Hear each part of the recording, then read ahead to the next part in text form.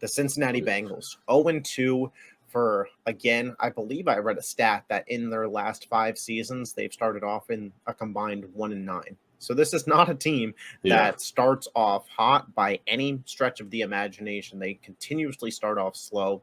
And I'll just throw it up to you on a scale of 1 to 10, man. How worried are you about the Cincinnati Bengals right now? On a scale of 1 to 10, I'm going to probably say 8.5. I'll give them a solid 8.5. I'm not going to give them a 9. But this season does feel a little bit different than all the other seasons, man. You could argue that this defense is the worst defense they've had since, Joe Burrow's rookie year? Or the year, Joe Burrow, the year they went to the Super Bowl. You can argue that. You can argue that this is the worst the run game has ever been since before Joe Mixon was on the team.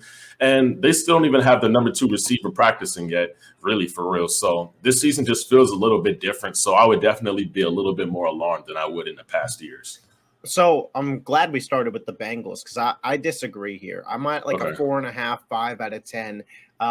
Listen, the Patriots lost. That one really stinks, and that's bad. But to see this team bounce back against Kansas City and be in a very competitive game kind of showed me that this is still some of the same old Bengals team that we do know. We do still have Joe Burrow and Zach Taylor on the offense. Jamar Chase is there, and once they get T. Higgins back, you won't be able to double cover bracket Jamar Chase for an entire game anymore. You have to respect T. Higgins. And Yo Shavas was fine to decent. Gesicki's okay. I would agree with you that there are some alarms that are going off for me in terms of this team's ability to contend for a Super Bowl. The run defense is tragic. Through 2 weeks, we've seen them consistently get beat up. And, they kind of got a lucky break that Isaiah Pacheco got hurt at the end of that game because he was averaging 4.7 yards per carry against them. Ramondre Stevenson ended that game because they just couldn't get a tackle. That's very concerning, their inability to get the other team off the field at the end of close games when they're just running the ball out. And I think not having Joe Mixon is really going to sting for this team come December, January football.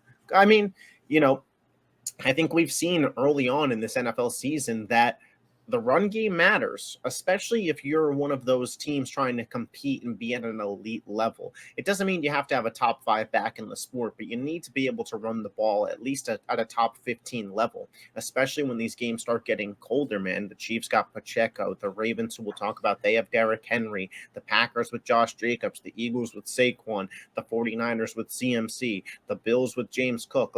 These are real running backs, and Cincinnati just does not have that. Maybe they could be buyers at the deadline, maybe not, but that's the real concern for me. But in terms of the Bengals missing the playoffs, I don't think so. A 4th place schedule, I don't. My alarms aren't going off for them. This is something this team is used to doing as well. That is true. I just feel like the odds are stacked against them, man. You look at all the red flags from any team that's had a heartbreaking loss or that's 0-2 right now.